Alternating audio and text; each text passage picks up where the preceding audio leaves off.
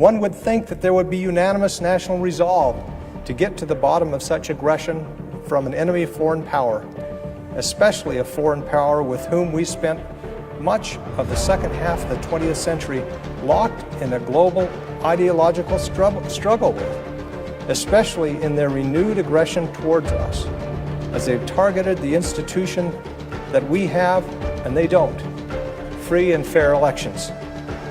Vladimir Putin knows that he could not defeat us on the battlefield, and he knows that the ideas at the center of his former empire were soulless and bankrupt.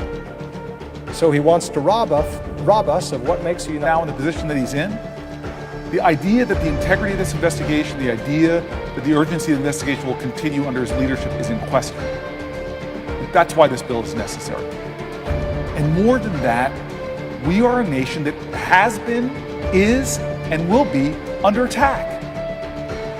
All of our intelligence agencies have a consensus of the conclusion that our democracy is under attack.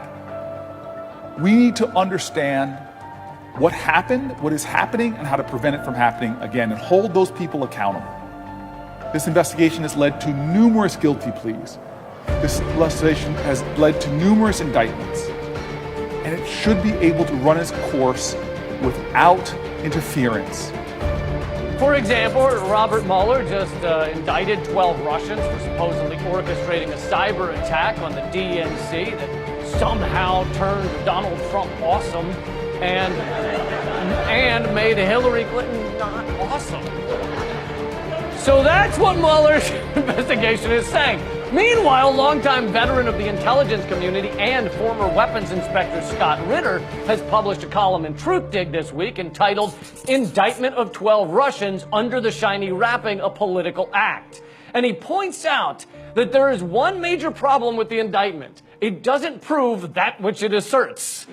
And it's not backed up by anything that demonstrates how these connections were made. So that proof that they supposedly have will never be given to the American people because of national security. So who to trust? Well, let's see. Scott Ritter was a weapons inspector in Iraq and said loudly and publicly that there were no weapons of mass destruction. As you might recall, our government then did not listen to him. And as you might recall, we then went on to kill 1 million people in Iraq. But Robert Mueller, what was he doing in the run-up to the Iraq war? I'm glad you asked. Secretary Powell presented evidence last week that Baghdad has failed to disarm its weapons of mass destruction, willfully attempting to evade and deceive the international community. Our particular concern is that Saddam Hussein may supply terrorists with biological, chemical, or radiological material.